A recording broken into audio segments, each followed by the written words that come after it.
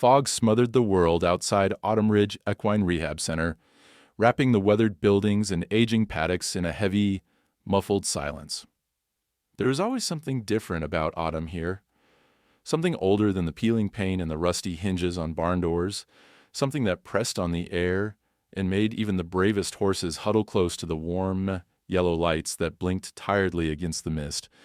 But tonight, the fog seemed deeper, swallowing the drive in a colorless blur, and somewhere within its rolling folds, a story waited to stir.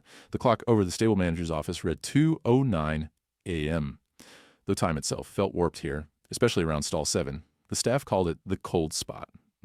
Horses shied away from it, nostrils flared and eyes white-rimmed, hooves scraping at the concrete if someone even tried to lead them close after dusk. Some said you could feel the chill in through your boots, a sudden, inexplicable drop in temperature as you crossed the threshold. Others, people who'd worked here long enough to trust their gut, said there were corners of the barn you simply didn't turn your back on. The human world, though, was mostly concerned with Lila. 10 years old, she'd come to Autumn Ridge with a reputation for being tough as a pony and twice as stubborn. She loved every horse, from the skittish, wind-broken geldings to the battered old mares whose joints creaked like barn doors in winter. She'd been fearless, right up until the accident. It was all anyone remembered, how the sky had been cloudless and blue, how her laughter had echoed down the riding trails just before everything changed. No one could explain exactly what went wrong, just that there was a sudden, terrible sound, the frantic thunder of hooves, a cry, and then silence. When the dust settled, Lila lay still beside the paddock fence, eyes closed, unmoving. She hadn't woken up since. Her hospital room had been filled with get-well balloons, cards, and a never-ending rotation of hopeful faces. But nothing reached her. So, Ben, her father, did the only thing he could think of.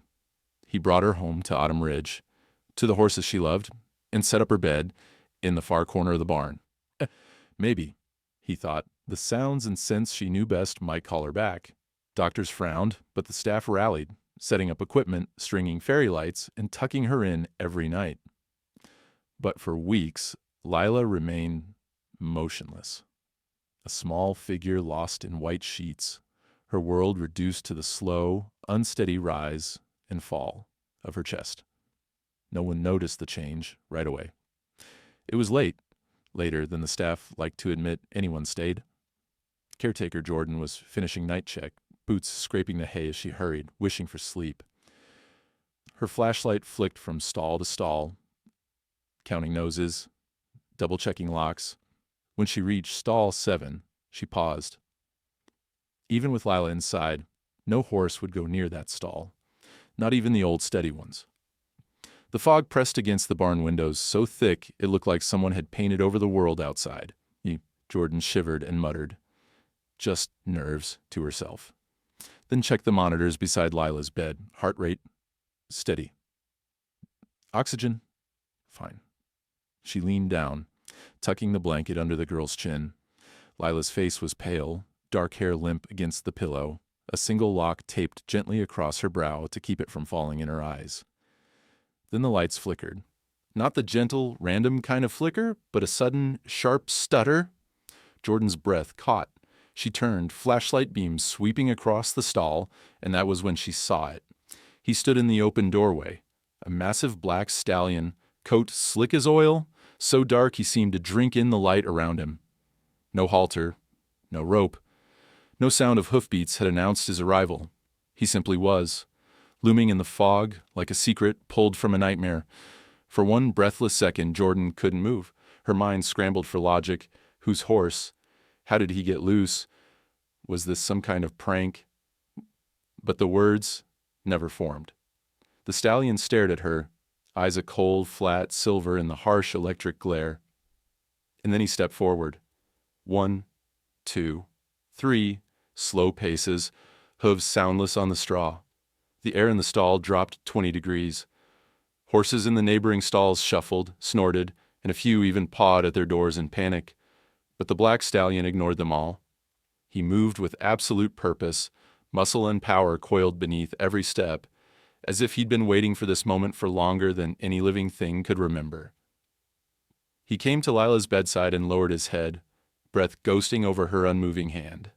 His nose hovered there as if testing some invisible boundary. The overhead lights flickered again, once, twice, then steadied, burning impossibly bright, casting the two figures into sharp relief, the small, fragile girl and the vast, untamed shadow of the horse beside her. Without warning, the stallion folded his legs beneath him, settling to the ground. He lay down fully, his great black body pressed along the side of Lila's bed, his flank against the mattress. He didn't so much as twitch when Jordan edged closer, heart hammering in her chest. No horse had ever entered stall 7 by choice, let alone lain down inside it. She whispered his name, then realized he had no name. No one recognized him. There were no markings, no brand, nothing to hint at how he'd arrived. He hadn't tripped the cameras by the gates, and every stallion on the property was accounted for. Jordan reached for her radio, voice trembling. "Ben, you need to see this. Stall 7, now." Ben arrived within minutes, his eyes wild with fear and hope, not for the stallion, but for his daughter. Together, they watched as the black horse pressed his nose against Lila's hand again, a silent, ancient gesture. And then, lights steady, air oddly calm. The girl's eyelids fluttered. Just for a moment, enough for Ben to drop to his knees, breath held, hope rising. Outside, the fog thickened, swallowing the world beyond the barn. Inside, in the strange half-light of stall 7, the impossible felt real. As Jordan would later say, it was as if the darkness itself had given something back. That night, nobody slept. Staff whispered in corners, voices hushed and urgent. By morning, word had spread about the stallion, about the way the cold spots had vanished, about how the lights in stall 7, for the first time in months, no longer flickered. And somewhere in that stillness, as the first gray light of dawn pushed through the fog, Lila's fingers twitched, just once, beneath the heavy, protective shadow of the black stallion who had come through the fog, unseen by any eye but hers. By dawn, the fog had thinned, but the legend in stall 7 was only just beginning. For hours, staff and stable hands gathered in small clusters, their murmurs cutting through the morning's hush. News of the mysterious stallion spread quickly. Some were skeptical, others afraid, but every single person at Autumn Ridge felt the barn's changed energy. The usual cold spot was now a strange oasis of stillness, heavy but not entirely unwelcoming. Yet nobody wanted to be the one to step inside after sunup. Lila lay quietly in her bed, face barely turned toward the black giant lying protectively at her side. The monitors, her lifelines, beeped on in their mechanical rhythm. Even the faintest movements, the tiniest twitches, had everyone on edge.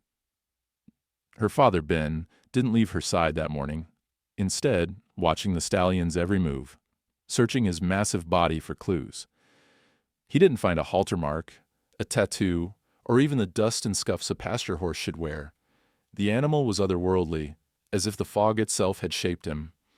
Attempts to remove the horse began shortly after breakfast. First it was 2 handlers, one coaxing, one holding out a bucket of sweet feed. Easy boy, they whispered, voices gentle and low. "Come on, let's get you settled somewhere else." The stallion didn't so much as turn an ear. He kept his gaze fixed on Lila, the world beyond her meaning nothing. An hour later, when the barn vet arrived, things turned more forceful. The vet, Dr. Patel, a calm woman with a steady hand, approached with a sedative dart just in case. But as she lifted her arm, the horse pinned his ears back, not out of anger, but with a cold, regal finality that froze her in place. "I don't think this is going to work," she murmured. "He doesn't want to leave her." Ben knelt on the straw, his voice a ragged whisper. "Please, she's just a child. If you can help her, if you can hear me at all." The stallion flicked an ear. For a second, Ben swore he saw understanding in those pale, impossible eyes. Then the moment passed. But the horse stayed rooted, breathing slow and deep, never more than a few inches from Lila's unmoving hand. The rest of the barn fell into an uneasy routine. Meals were served, stalls mucked, and horses turned out. But stall 7 became sacred ground. An island of silence and something unexplainable. No staff member would step inside without another's company. The stable dogs wouldn't set foot near the threshold. Even the barn cats, notorious for exploring every inch, sat at a distance and watched with wide, nervous eyes. That afternoon, as sunlight pressed against the grimy barn windows, a group gathered outside stall 7. Jordan, who'd been there the night before, spoke in a tight whisper. He didn't come through any gate. The security footage is blank. It's like he appeared out of the fog, just was there. He's just a lost horse, another worker argued, but her voice shook. Horses go missing all the time. Not like this, Ben answered, voice low. You feel it? Something's, different. Inside, the air was thick with the scent of straw, liniment, and an almost electric tension. Lila's machines ticked on, steady and unchanged, until, suddenly, they didn't. In the middle of the afternoon, the heart rate monitor beeped sharply, numbers spiking. Everyone froze. Lila's finger twitched. Just a small movement, barely more than a shiver, but in the silence of the barn, it was thunder. Ben lunged to her side, grabbing her hand, tears starting fresh as he begged her to wake. Jordan shouted for the nurse on call, yet just as quickly, her hand fell still again. The only one who didn't react with panic was the stallion. He lifted his head, ears pricked, and nickered softly, a deep, soothing rumble that seemed to settle the air. The staff stood back in awe. Some crossed themselves, others simply shook their heads in disbelief. It's like he's guarding her, Jordan whispered, or waiting for something. From that moment, the stallion earned a name. Vesper.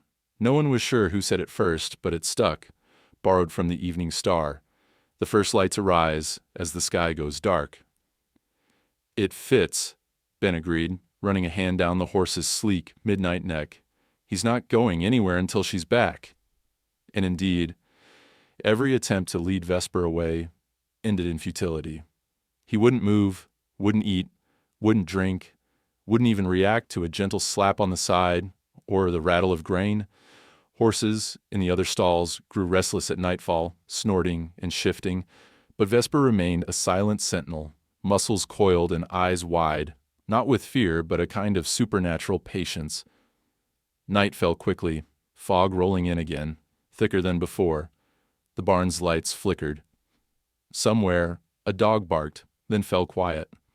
Ben found himself lingering, unable to leave, listening to the soft sounds of Vesper's breathing, the almost imperceptible creak of the mattress as Lila's chest rose and fell. Sometime past midnight, Lila's hand moved again, this time her entire arm shuddering. Her lips parted, and the faintest whisper slipped out, a single, drawn-out syllable. Isses. Dora. It was so soft, Ben thought he'd imagined it, but Jordan, sitting nearby, heard it too. Isidora, she repeated, then shook her head. What does that mean? No one had heard Lila speak since the accident. The word sounded strange in her voice, heavy with meaning. That night, she whispered it again and again, sometimes in her sleep, sometimes in the empty moments when the barn was still. The next morning, Ben dove into old records, anything to find a link to that mysterious name. He pored over dusty ledgers, ancient stall charts, even newspaper clippings from decades ago. But no Isidora had ever been listed as a staff member, a horse, or a patient. The mystery only deepened, drawing the staff together in a mixture of fear and curiosity. But Vesper didn't care for mysteries. He remained at Lila's side, unmoving, unfazed by the bustle, ignoring hay and water and human worry. Every day, as dusk crept in and the first star appeared over the ridge, Vesper's ears pricked toward stall 7's back corner, as if listening for footsteps no one else could hear. The entire barn seemed to hold its breath, waiting, watching. Whispers about the bad corners grew louder. Some claimed they saw shadows flicker just outside the reach of the stall's faint light. Others said they felt watched. But no matter how tense or uneasy the air became, Lila was never left alone, because Vesper, the stallion born of fog and silence, refused to abandon her, defying every rule of horse and man. And so, as autumn deepened and the leaves outside turned brittle and gold, a kind of sacred vigilance took hold over Stall 7. There was fear, yes, but something else too, a dawning sense that what haunted this barn was not just a ghost story, but a battle waiting for its champion, a silent war only the brave could see. And in the hush that came with every sunset, one question burned in every heart at Autumn Ridge. What exactly had the darkness given back? And would it ever truly let go? As the days settled into a tense new normal at Autumn Ridge, time itself seemed to bend around Stall 7. Every afternoon, the workers found excuses to check in on Lila and Vesper, but by evening they hurried their chores and locked up early, their steps echoing through the nearly empty barn. Even the toughest staffers, the ones who'd grown up around horses and didn't scare easy, steered clear of Stall 7s as dusk pressed in. There was something about the growing darkness, the way the barn's beams stretched long shadows across the concrete floor, that made them hurry their hands and keep their eyes averted. It was Jordan who first noticed the pattern. On the third night, she'd come back inside, claiming she'd left her keys by Lila's bed. She paused in the office, flipping through her phone to check the time. The clock glowed. 7:13 p.m.? She glanced out toward Stall 7, only to see Vesper lift his head, ears sharp as arrows, nostrils flaring as he stared into the darkest corner of the stall. The air changed in a heartbeat. Gone was the dusty warmth of hay and old leather, replaced by a sudden, biting cold. The lights above Vesper and Lila sputtered, then flickered like failing candles. Jordan's breath clouded in front of her, and for a moment it felt like she'd stepped outside into the November night. Her hands trembled. She glanced back at the clock. 7:14 p.m. The next night, it happened again. She waited, phone in hand, eyes fixed on the time. As soon as the minute turned, 7:14, the barn lights flickered, the cold rolled in, and Vesper stiffened, every muscle in his massive body tensed for a fight only he could see. He locked his gaze on the shadowed corner at the back of the stall, the same spot each night. His tail swished, his hooves stamped, slow and threatening. Word got around. Staff started leaving their phones out, setting alarms for 7:13, daring each other to watch the clock and see for themselves. Every night, it was the same. Just as the minute hand swept past 14, the temperature would plummet. The horses in the adjacent stalls would shift and snort, in a tension so thick it could be felt in the bones settled over Stall 7.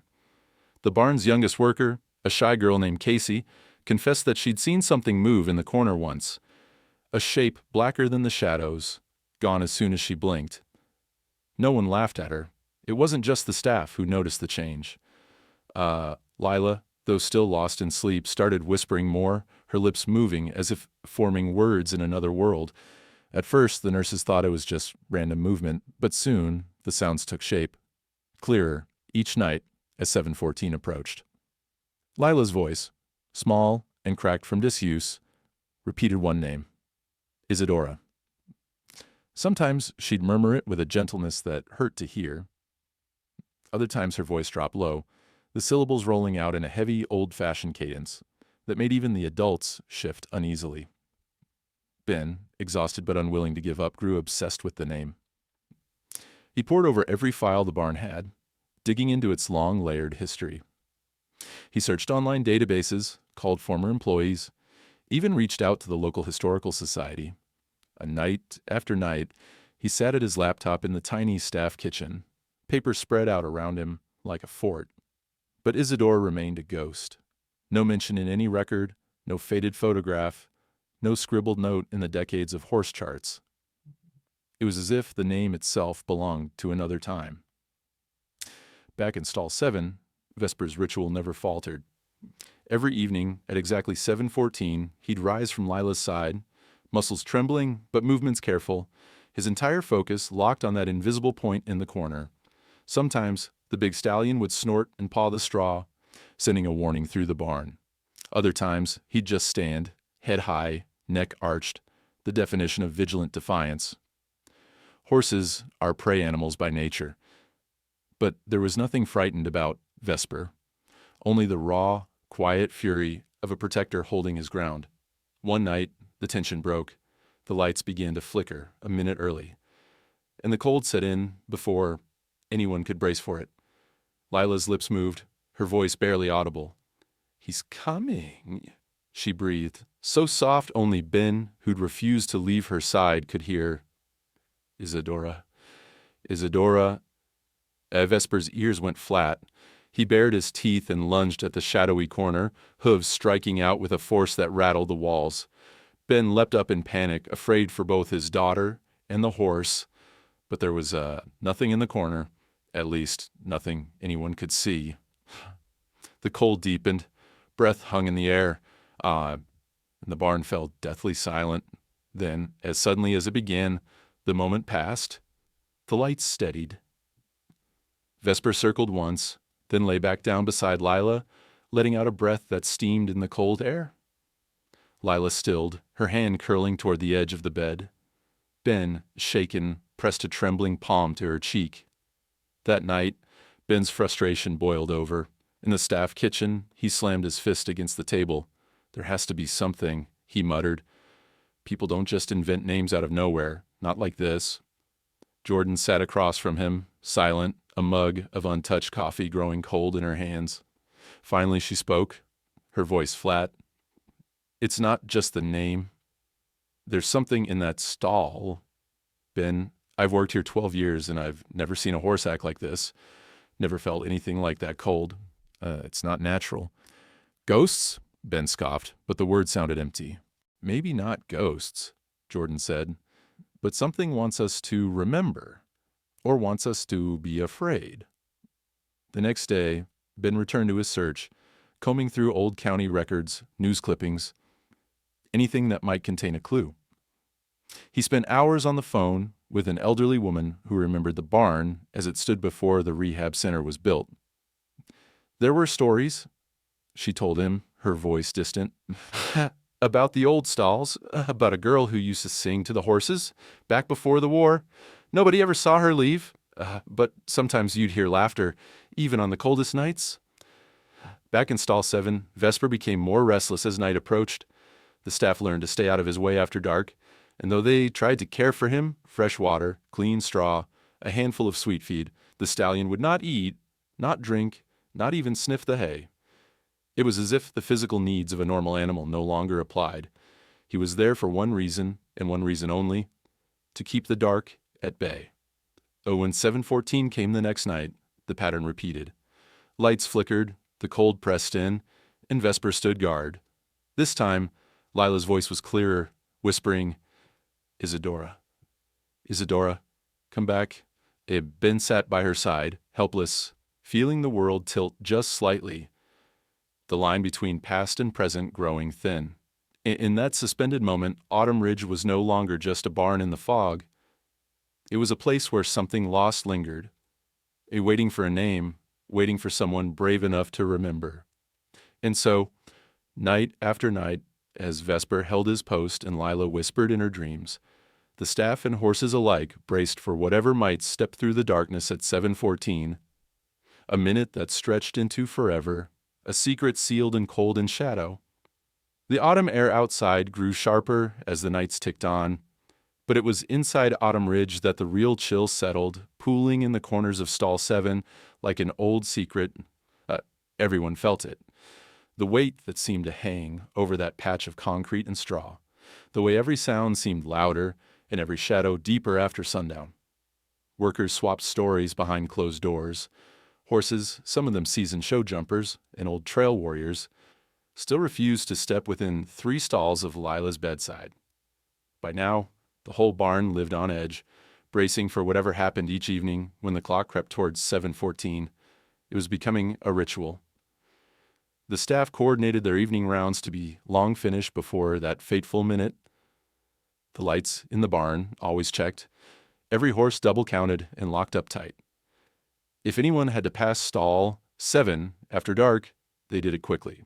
Shoulders hunched, eyes low, as if expecting something to reach out from the darkened corners and seize them by the ankles. Vesper, the black stallion, became even more restless. It was more than the pacing or the way he watched the far corner. There was a coiled tension in his muscles, a kind of silent urgency that radiated from him like a living current. He'd sleep pressed to Lila's bed, but as dusk deepened and the barn's old wood creaked in the wind, he would rise with a jerk, nostrils flaring. It was as if he could smell something in the air, some threat no one else could detect. The night it escalated started like any other. Lila lay still, her breathing a gentle rise and fall, lost in dreams that seemed more real by the night. Ben lingered by her bed, his laptop open but forgotten, a stack of old barn records at his feet. The barn's overhead lights hummed. A distant radio in the tack room played an old country song, tinny and soft. Then, as the clock edged toward 7:14, a deep unease settled over the barn. The horses in their stalls began to fidget, one pawing the straw, another snorting, as if scenting danger on the wind. Vesper's ears flicked, then flattened. His eyes locked onto the farthest corner of the stall, a patch of shadow deeper than the rest. Every hair on his body stood at attention, his body a taut line between Lila and the darkness. Suddenly, a young staffer named Sam, who'd stayed late to check on an ailing gelding, hurried past stall 7.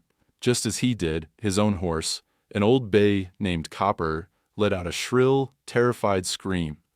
Sam spun in time to see Copper lunge sideways in his stall, crashing against the boards, eyes wide and rolling. Sam tried to grab his halter, but the horse lashed out, catching Sam's shoulder and sending him tumbling to the floor. In the commotion, Vesper sprang to his feet and charged the corner of stall 7 with a ferocity that froze everyone in place. His hooves struck out, slamming the walls, his muscles rippling beneath his coat. For a split second, Ben thought he saw something move in the corner, a ripple of darker shadow, a flicker that swallowed the meager light. The air grew icy, frost spreading across the stall door, the lights stuttering like a dying heartbeat. Get Sam!" Jordan shouted, racing to the fallen staffer's side. Copper was still snorting, wide-eyed with panic, but Sam was lucky, just a bruised arm and a shaken look on his face. "It was like something brushed right past him," he said, voice thin. "I swear, cold as a grave." In the aftermath, no one argued about the cold spots or bad corners anymore. Something was in stall 7, and it didn't want to be ignored. Vesper remained standing between Lila's bed and the darkness, sides heaving, eyes never leaving the place where the shadows clung thickest. He didn't whinny or scream, he just watched, and whatever was hiding watched him back. The next night, the same thing happened.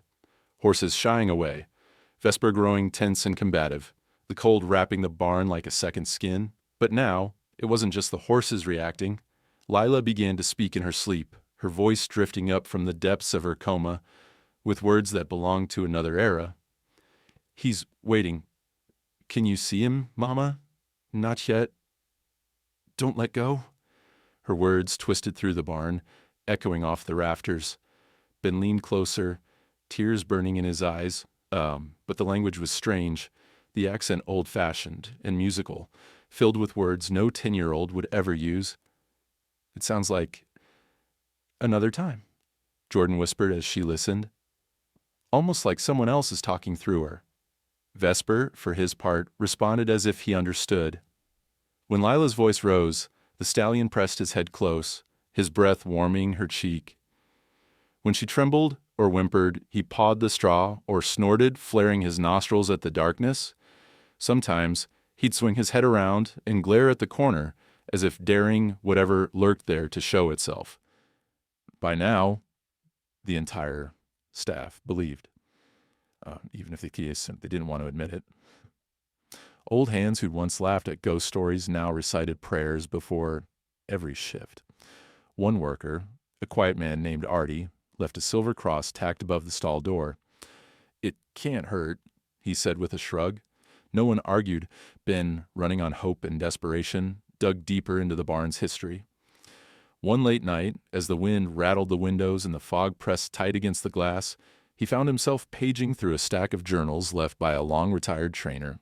In one entry, dated 1939, he found a line that stopped his heart. "Something wrong in the back stall? Horses spooked.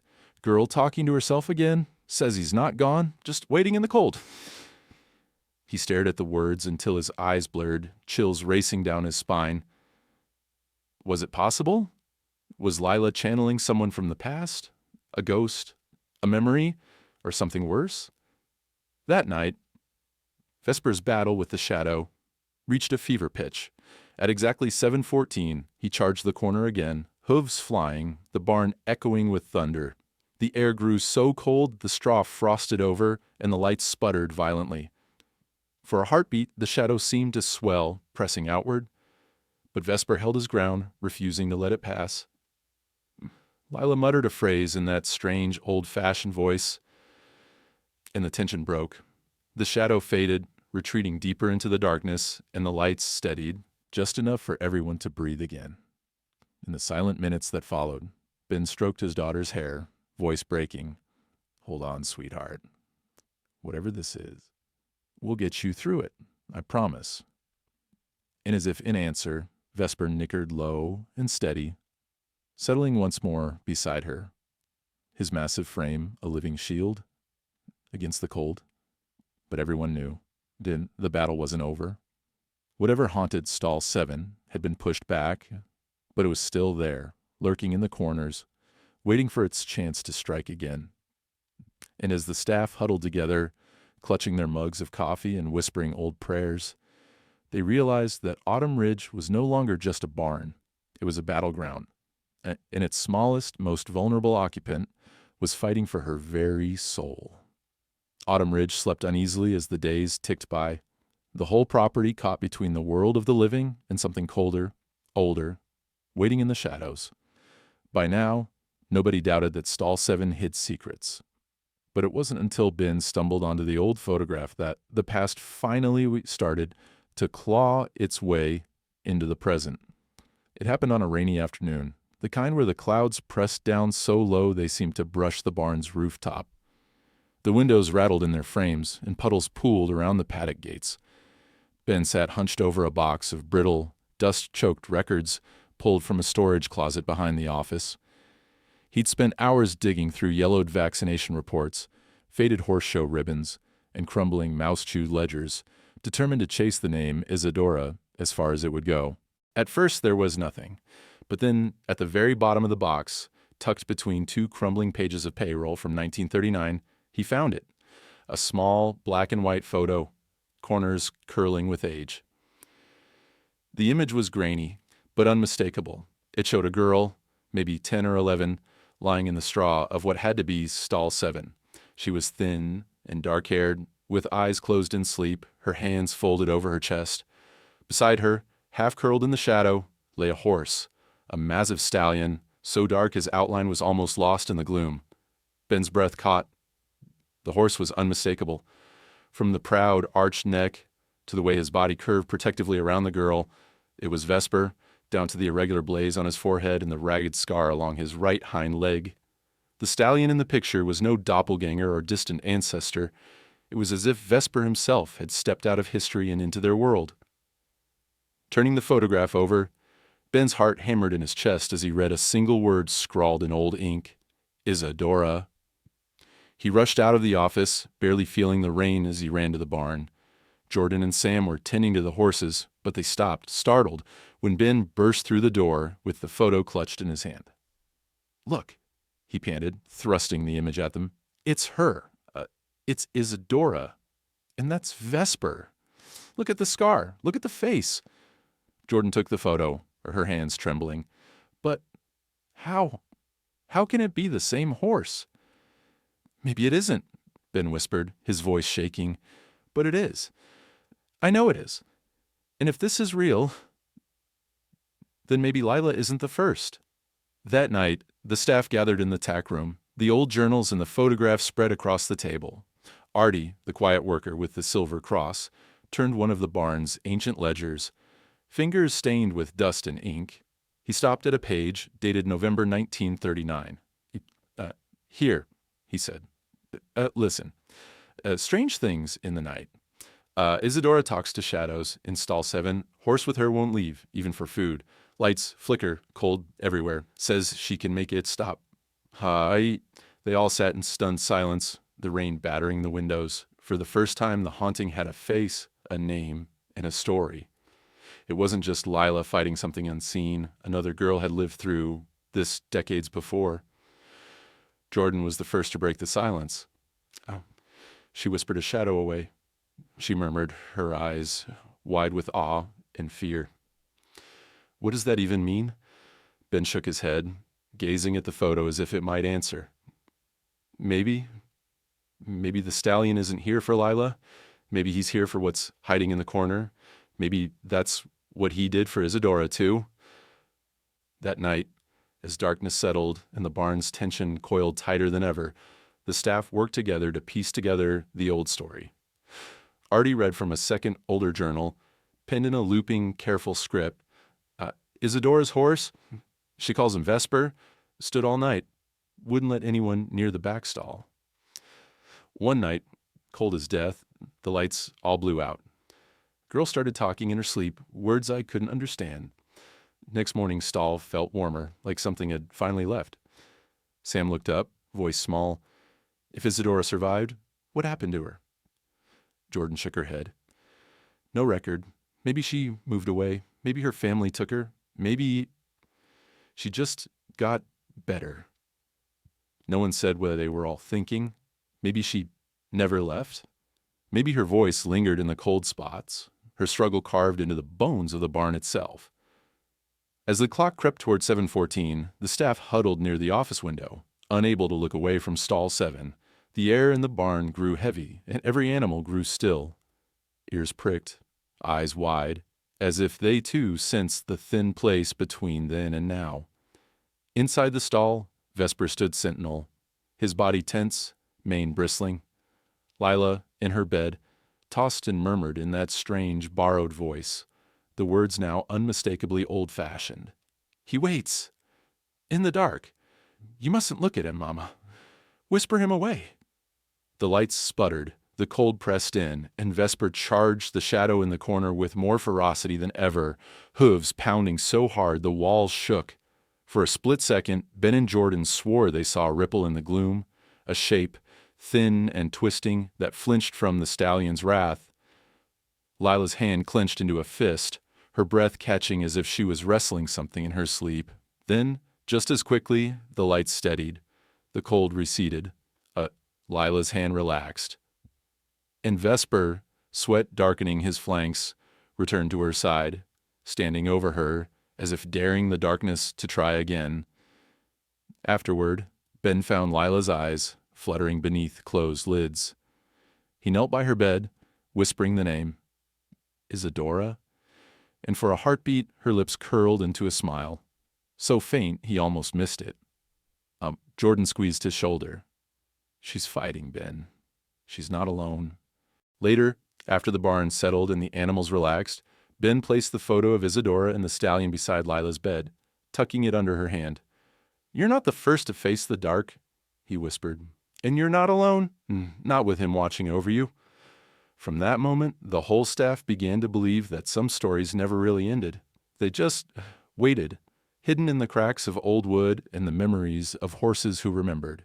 And as the wind battered Autumn Ridge, and Vesper kept watch in the gloom, hope flickered, fragile but growing stronger with every night survived. Storms had always rattled Autumn Ridge, but nothing like the one that broke on the night the air turned to frost, and even the bravest staff found reasons to linger by the lights of the house instead of the barn. Thunder cracked across the valley, shaking the window panes and sending sharp, cold gusts swirling beneath the doors. Rain lashed the roof, and every few minutes, lightning flashed, a blinding white-hot, searing away the world outside and revealing only the trembling shadows within. By now, the legend of Stall 7 was no longer a rumor. It was a presence, felt in every footstep, every anxious glance, every prayer whispered by lips that had never believed in ghosts before. Inside the barn, the power flickered as the storm built to a howl. The other horses crowded to the back of their stalls, eyes wide, muscles tense, their breath streaming in nervous puffs. Some pawed the straw, others whinnied, their voices thin and panicked. Yet, Vesper remained a study in stillness, standing by Lila's side, the only point of calm amid the roiling anxiety of the night. Ben had set up a cot beside his daughter, refusing to leave her even for a moment.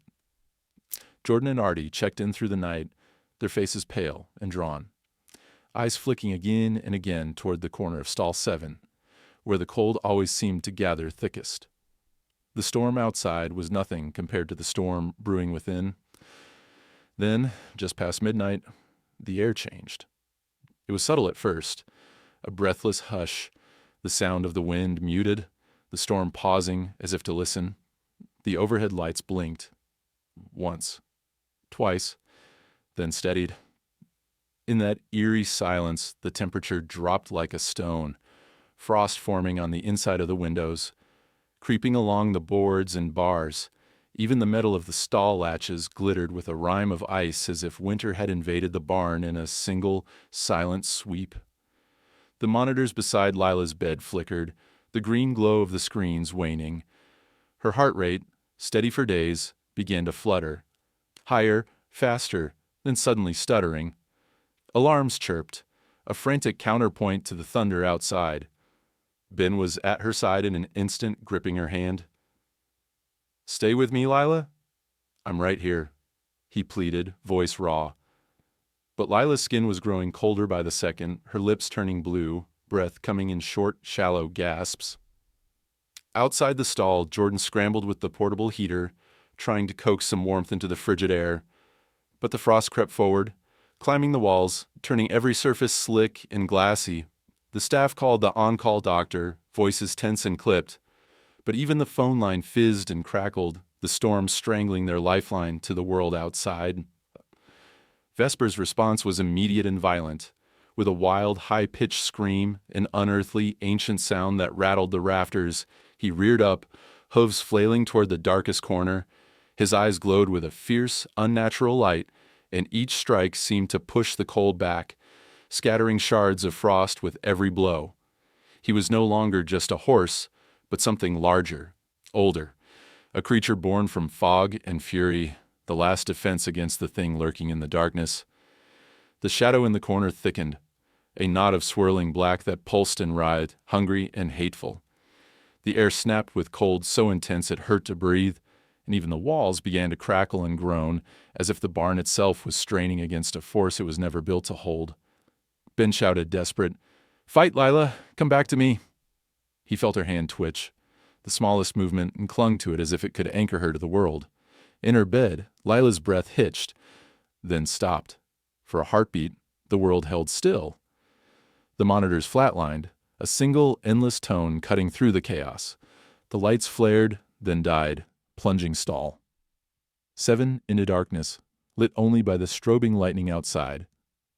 Vesper screamed again and charged, his hooves a thunder of their own, pounding toward the heart of the shadow.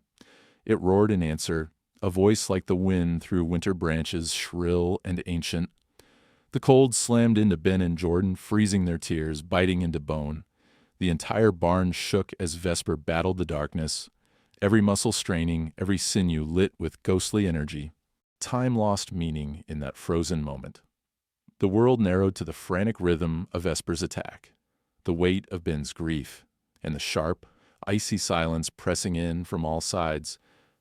Then, just as the storm outside peaked, a gust of wind howled down the center aisle, rattling the doors, slamming loose tack against the walls. It burst into stall 7, swirling hay and frost into a blinding spiral. The shadow shrieked, recoiling, folding in on itself, shrinking as if burned by the force of Vesper's rage, and in that sudden, piercing cold, Lila gasped, a desperate, shuddering breath, as if she was fighting her way out from under a frozen lake. Her chest rose, fell, then rose again, stronger, steadier, as the monitors flickered back to life. Color rushed back into her cheeks. The ice cracked and melted, dripping down the walls in rivulets. The air warmed, the frost retreated, and the shadows ebbed away, thin and tattered. Vesper stood in the center of the stall, sides heaving, coat slick with sweat and water, mane wild and tangled. He stared into the now empty corner, nostrils flaring, daring the darkness to return. The staff collapsed to the straw, shivering, weeping, their relief so overwhelming it felt like drowning. Ben wrapped his arms around his daughter, tears streaming down his face. "You did it, baby. You came back. You're safe." Jordan knelt beside them, whispering thanks to whatever force watched over them that night. Artie clutched his silver cross, lips moving in silent prayer. Outside, the storm moved on, thunder rolling away into the hills, the rain slackening into a gentle patter. Dawn was still hours off, but hope shimmered in the warming air, fragile but alive. Inside stall 7, Vesper stood over Lila, his breath steaming in the slowly thawing light. The barn, battered but unbroken, exhaled. The battle was not yet won, but, for the first time, the darkness had been driven back, and something bright and ancient had answered the call. The aftermath of the storm was quieter than anyone at Autumn Ridge could remember. For years, the barn had been a living place, filled with the sounds of nickering horses, the scrape of pitchforks on straw, the hum of conversation during late-night feedings, and the distant call of coyotes on the ridge. But after that night, after the wind, the ice, and the wild battle in stall 7, a new hush settled over the stables. It wasn't the tense, haunted silence that had taken hold when Lila first fell into her coma. This was something different, softer, expectoratual. No one could say exactly when they noticed it, only that the feeling of dread had eased. For the first time in months, the overhead lights glowed steady and true. The air in the barn, once so cold it could freeze your breath, now felt almost warm. The horses seemed calmer too, even those that had been the most sensitive to the nightly terror. They nickered softly when the staff came by, leaning their heads over the stall doors instead of shying away. Stall 7 was no longer avoided. The staff still walked carefully near it, their voices hushed by habit, but the edge was gone from their movements. Jordan, usually first to retreat when dusk rolled in, found herself lingering by Lila's bedside. Sometimes she'd rest her hand on Vesper's shoulder, feeling the living heat in the stallion's muscle, drawing comfort from his presence. Even Artie, who'd hung his silver cross by the door, remarked one evening, "It's like whatever was here just gave up." Vesper remained vigilant. He barely slept, his head always lifted, ears turning at the slightest sound. But the constant tension in his stance softened, the wild rolling of his eyes replaced with calm determination. He stood at the edge of Lila's bed, head lowered, almost as if he were listening to something only he could hear.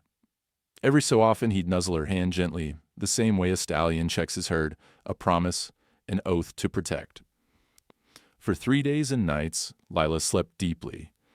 The doctors checked her vitals, adjusted her medication, and murmured about spontaneous neurological improvements and unexplained stabilization. Ben didn't bother arguing. He stayed by her side, whispering encouragement and stories, sometimes reading from the old journals they'd found, the ones about Isidora and the stallion from long ago. The morning of the 4th day, a shaft of golden sunlight cut through the lingering fog and spilled across Lila's face. For the first time since the accident, her eyelids fluttered open. It wasn't a dramatic awakening. No gasping, no sudden shout, just the slow, uncertain movement of someone waking from a long and difficult dream. Her gaze wandered the stall, pausing on Vesper, then drifting to the familiar faces of her father and Jordan. She blinked slowly, then, in a voice barely above a whisper, spoke, "He's not here for me. He's here for what's hiding." The words sent chills through everyone. Ben leaned close, brushing tears from his cheeks. "Sweetheart, you're awake. Can you hear me?" Lila's eyes fixed on his, clear and aware, but shadowed by something old, something learned in darkness. "I'm not alone," she murmured.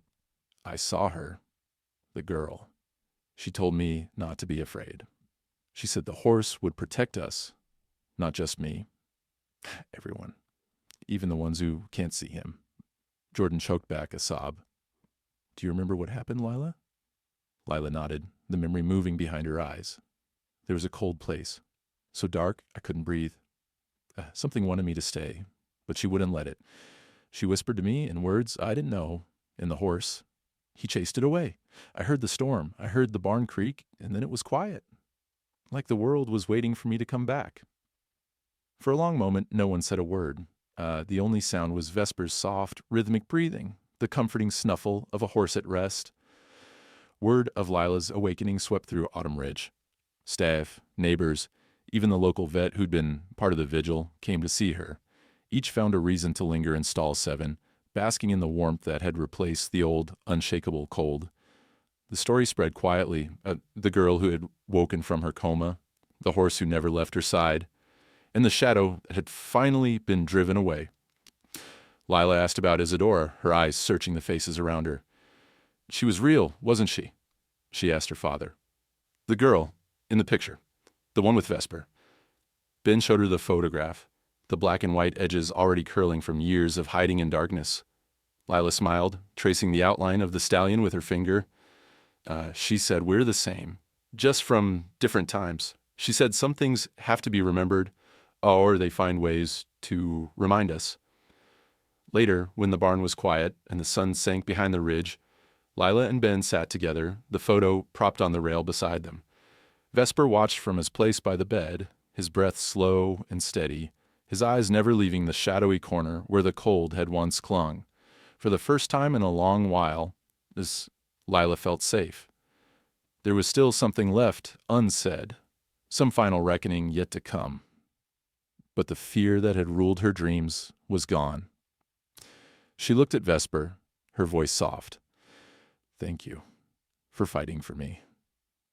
Vesper's only answer was a gentle nicker, so low it felt like a secret meant just for her. That night, as the staff made their final rounds, Ben found Jordan lingering by stall 7. Do you think it's really over? She asked. Ben watched his daughter, watched the black stallion who had come from the fog and refused to leave. He thought of Isidora, of the journals and the old stories, and of the silence that now filled the barn. Not the haunted silence of fear, but the gentle hush that comes after a storm has passed. I think the worst of it is, he said, but I think Vesper's still watching for us, just in case. As midnight crept over Autumn Ridge, a soft wind rattled the windows and the lights in stall 7 burned steady. The battle wasn't finished, not entirely. The darkness might return someday in some other form, but for now, the barn was at peace. And in the gentle silence, a hope found its voice again. Nights returned to their gentle routine at Autumn Ridge. But for all the comfort and peace that had washed back into the barn, Lila still felt something unfinished curling in the edges of her dreams. Vesper remained by her side, constant as the sunrise, but his eyes never left that back corner of stall 7, especially when dusk rolled in and the world fell quiet except for the soft nickers and shifting hooves of the other horses. It was as if both girl and stallion knew, in some ancient part of their souls, that the shadow had not truly left. It had only retreated, biding its time, waiting for its own moment. As days grew shorter, Lila's strength returned. She could sit up for longer each afternoon, her cheeks regaining color, her voice growing sure. The staff found themselves relaxing, almost. Ben read to her in the evenings, choosing old stories from the barn's journals, even smiling when Lila demanded to know all about Isidora and the horse that had stood in this very stall so many decades ago. Still, every evening at 7:14, the air felt heavier, colder, the lights dimming just enough to set nerves on edge. One night, with the wind whispering at the windows, Lila asked her father to dim the lights and let her sit alone with Vesper for a while.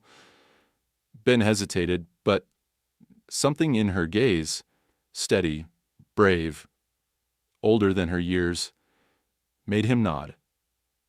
He waited by the door, within earshot but out of sight, heart pounding as if sensing the invisible threshold his daughter was about to cross. The silence thickened, pressing close, wrapping the stall in a cocoon of shadows. Vesper's ears flicked, his breath grew shallow and slow. Lila reached out and laid her small hand on his neck, feeling the tension rippling beneath his skin. "It's okay," she whispered, her voice calm. "You're not alone." For a long moment, nothing happened. Then, just as the clock in the office struck 7:14, the temperature dropped. Not as violently as before, but sudden and sharp enough to steal her breath. The shadows in the corner pulsed, growing thicker, darker. Lila's heart pounded in her chest, but she didn't look away. She could feel Vesper shift, his body pressing protectively between her and the shadow, muscles quivering, hooves stomping in warning. And then, from the darkness, came a voice. Not a sound exactly, but a feeling, an oily, cold presence curling around her thoughts. "You do not belong here." Lila steadied herself. She remembered the stories, the way Isidora had whispered back the dark, the way the old journals described a child who spoke to shadows until they lost their power. Drawing a slow, shaky breath, she spoke clearly into the gloom. "You don't belong here, either. This is our home. You're not welcome. You need to go." The shadow pulsed, angry, its presence swelling, filling the stall with freezing, suffocating air. The lights flickered violently. Lila shivered but pressed on, her voice unwavering. "I'm not afraid of you. You can't have this place.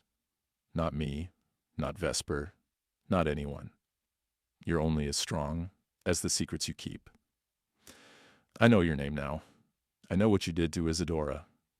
I know you want us to forget, but we won't." As the words left her mouth, Vesper stepped forward, placing himself physically between Lila and the shadow. He bared his teeth, stamping so hard the straw scattered across the floor. The stallion's presence was suddenly enormous, his silhouette backlit by a strange golden glow as if dawn had broken inside the barn. Frost retreated along the walls, the air warmed, and the shadow recoiled. Lila pressed on, her voice growing in strength. "You're not a curse. You're not a ghost. You're just pain that's afraid to let go. But we're not afraid of you anymore." She reached out and, as if guided by instinct, touched the cold spot in the air. "Your name is Fear, but we choose hope." The room shifted, literally. The frost melted, the air cleared, and the lights steadied into a warm, golden haze that filled every crack and board. The shadow flickered and shrank, its form thinning until it seemed only a smudge against the farthest wall. Vesper snorted and pawed the ground, and with a final shudder, the shadow broke apart, spinning away into nothing. Ben, watching from the doorway, let out a breath he hadn't known he was holding. He rushed to Lila's side as the world returned to normal, the sharp, icy chill replaced with a gentle, almost sacred warmth. Jordan and Artie, drawn by the sudden shift in the air, appeared in the doorway. They stood in awe as Lila leaned against Vesper's neck, exhausted but radiant, the barn around her transformed. That night, Lila asked her father for a story, for the first time since the accident. She curled up in her bed, the photo of Isidora and the stallion placed where she could see it, and Ben told her about the courage of horses, the wisdom of girls, and the way hope could live even in the coldest, darkest places. From then on, Autumn Ridge seemed lighter, brighter. The staff stopped their nervous glances at stall 7. Horses walked calmly by, no longer skittish or tense. Vesper stayed with Lila, but his vigil was now peaceful, his eyes soft and calm, no longer haunted by the darkness. Even the barn cats ventured back in, curling beside the straw, where the cold spot had once been. Lila knew she would never forget what happened, the feel of the shadow's icy breath, the terror of being trapped between worlds, the comfort of Vesper's strength. But she also knew something else. The darkness was not all-powerful. Sometimes it only needed a name, a brave voice, and an old friend to finally let go.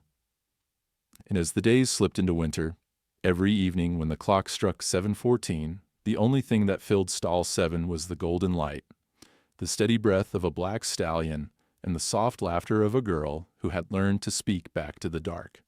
Morning light crept gently over Autumn Ridge, transforming the familiar outlines of the barn from ghostly shapes into solid, sun-washed timber. The valley's mist rose in faint ribbons, not the suffocating, heavy fog of past nights, but thin and silvery, dissolving as the dawn warmed the earth. For the first time in what felt like forever, there was no sense of waiting for the next cold shiver. No need to peer over shoulders or shush the nervous nickers of frightened horses. Peace had returned, not as a stranger, but as something that had always belonged. Lila woke early, the first rays of sunlight fanning across her pillow, the memory of the previous night shimmering in her mind like a half-remembered dream. She felt lighter, as if some invisible weight had been lifted from her chest. Her room was filled with golden light, the shadows now soft and harmless, every surface touched with the quiet glow of a new beginning. She turned her head, expecting to see Vesper's massive silhouette at her side, as he had been every morning since he arrived. But the stall was strangely empty. Her breath caught. For a moment, fear fluttered in her chest. Then she saw it. The stall door closed, the latch locked, and yet no sign of the black stallion, no hoofprints in the straw, no swish of a dark tail, nothing but a gentle indentation in the bedding, as if something enormous had lain beside her through the night and left at first light. Lila sat up, feeling strength flow through her, the aches and pains of her long sleep almost forgotten. She swung her feet onto the straw, shivering at the coolness underfoot, and reached for the photograph Ben had left at her bedside. Her fingers traced the old black and white image of Isidora and the stallion. She held it up to the morning light, eyes narrowed, and for a moment something strange caught her attention. Oh, the inscription on the back, once faded and nearly illegible, now seemed fresh, the ink dark and looping. She turned the photo over and read the words aloud, voice trembling with wonder. The ones who stay through the silence aren't just guarding, they're remembering. Ben arrived in the doorway, rubbing sleep from his eyes, his hair sticking up wildly. "You're awake?" he said, his voice still heavy with the awe of recent days. He looked around the stall, concern flickering in his gaze. "Vesper?" "He's gone," Lila said softly, a sadness and gratitude mingling in her tone. "But he was here all night. I could feel him, even in my dreams." Ben entered, kneeling beside her, eyes full of pride and relief. "You're so brave, Lila. What you did last night, I don't think anyone else could have stood up to that shadow. Not without him. Not without you." Lila smiled. "I wasn't alone, Dad. Isidora helped. Vesper helped. I think they've always been here, just waiting for someone to remember them." Jordan poked her head in, bringing a mug of hot chocolate, her eyes wide with questions. "I checked the paddocks. The gates are still locked. There's no sign he left. It's like he just disappeared." Artie and the rest of the morning crew soon joined, each drawn by the sense of something important having happened. One by one, they peered into the stall, expecting perhaps some physical evidence of the battle. A swatch of black hair, a set of hoofprints trailing away into the dawn. But there was nothing. Only the flattened hay, where a great horse had lain, a lingering scent of wind and rain, and the kind of quiet that fills a church after the last hymn is sung. Lila moved through her morning with a new energy. She dressed, ate breakfast with the staff, her first meal sitting up in weeks, and then wandered the barn, tracing her fingers along the stall doors, greeting each horse as an old friend. The animals responded, nickering and nudging her gently, even those who had once been wary or wild. The staff, too, seemed changed, smiles easier, laughter brighter, the shadow of fear finally gone. In stall 7, Lila knelt in the place where Vesper had stood guard, closing her eyes and listening. The silence there was peaceful, not hollow. She pressed her palm to the wooden boards, whispering, "Thank you." It was not just for herself, but for Isidora, for every frightened animal, every lonely soul who had ever waited in the dark for the light to return. Ben found her there, the photograph still in her hands. "What does it mean, do you think?" he asked, pointing to the new inscription. Lila thought for a moment, her gaze growing distant. "I think it means that some memories are more than just stories. They're promises. The ones who remember, who refuse to let the darkness have the last word, they keep the world safe, even if nobody else knows what they're fighting." He hugged her tightly. "You're the bravest person I've ever known." Outside, the day grew brighter, the mist dissolving until the barn and paddocks glowed in the full sun. Horses grazed peacefully. The barn cats sprawled in the straw. For the first time in months, the staff opened all the windows, letting in the sweet, cold air of late autumn. Everything felt renewed, scrubbed clean by wind and rain and courage. Yet even as the morning stretched toward noon, a kind of gentle reverence hung over Autumn Ridge. Lila carried the photograph with her as she made her rounds, showing it to the staff, who all swore that the new words hadn't been there before. No one could explain it. Some shrugged it off as a trick of the light or a tired mind, but others touched the photograph reverently, whispering their own thanks. By evening, the barn was bustling again. Chores to do, horses to tend, life returning to its ordinary rhythms. But Lila moved with a new sense of belonging, no longer the fragile girl who had lain silent for so long. She was stronger, steadier, filled with a quiet certainty that some bonds between past and present, human and horse, memory and hope, could never be broken. As the sun dipped below the ridge, casting long shadows that no longer felt threatening, Lila paused in the doorway of stall 7. She pressed her hand to the wood, feeling the warmth that lingered, and whispered once more, "Thank you. I'll remember."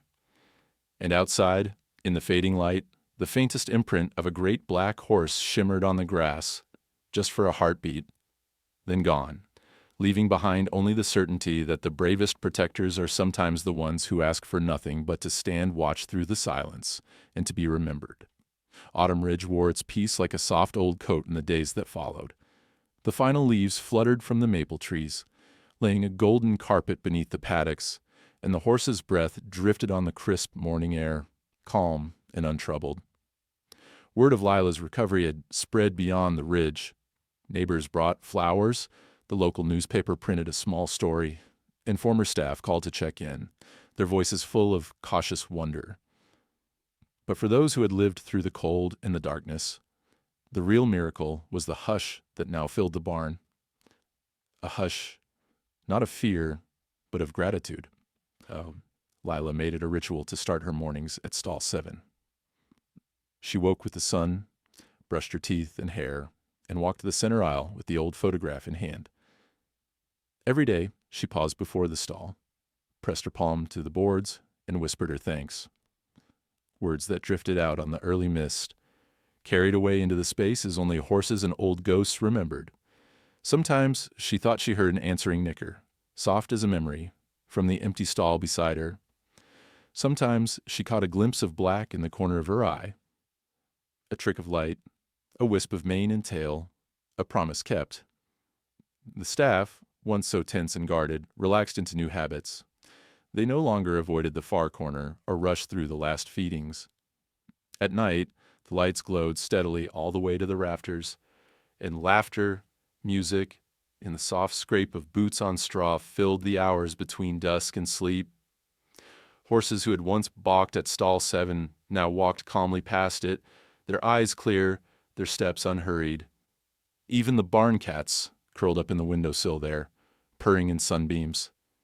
The photograph of Isidora and the black stallion had become a kind of talisman for Autumn Ridge.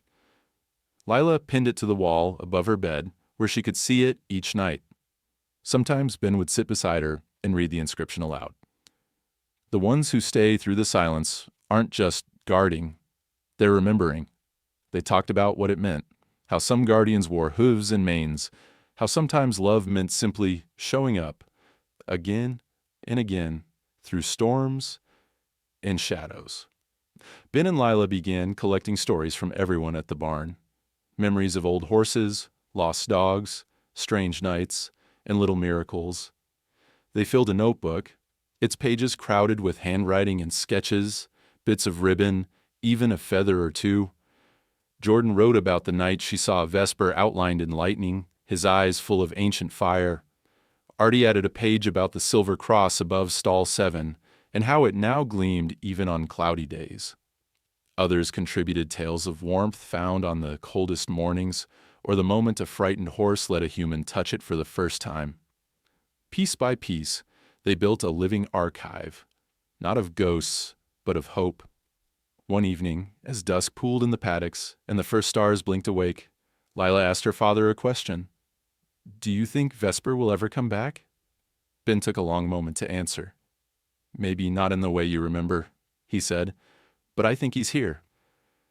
Whenever the barn is quiet, whenever you feel brave, whenever a horse stands, a little too close, maybe that's him. Maybe that's all any guardian is. Someone who stands watch, even if we can't see them." Lila nodded, gazing at the empty stall. Isidora had him when she needed him. And I did too. Maybe someday, someone else will. That night, as Lila settled under her quilt, she listened to the new quiet. The creak of beams, the soft whicker of horses, the rhythm of her own heart. No more icy breath, no more shadows pressed against the windows, only the calm certainty that comes when you've faced the dark and found light waiting on the other side. On her wall, the photo gleamed in the lamp's soft glow. Lila touched it gently, closing her eyes and remembering not just Vesper, but Isidora, and the feeling of warmth that had carried her back from the edge. She whispered, "Thank you," one more time, knowing that some gifts are never truly lost, only waiting for the right moment to be seen again. As the weeks passed, Lila grew stronger, her steps surer, her laughter returning in bursts that startled and delighted the staff.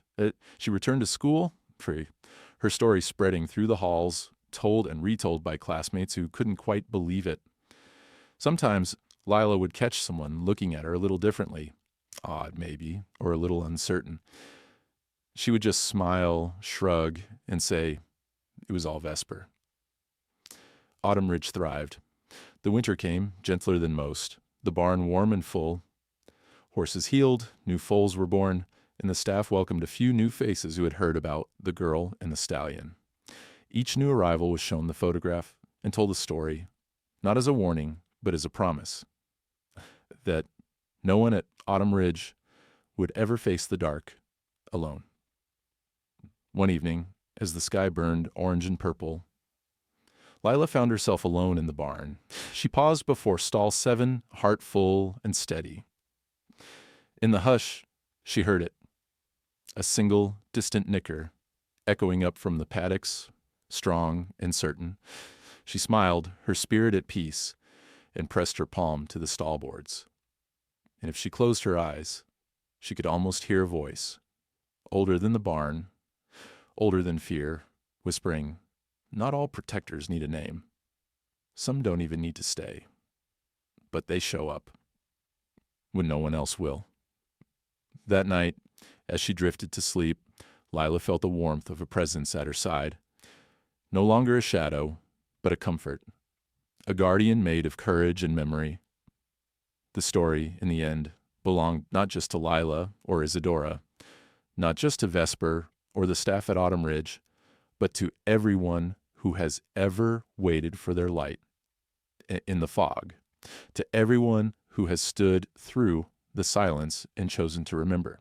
If you believe some spirits don't haunt, they guard, then share this. Someone out there might still be waiting for their light in the fog.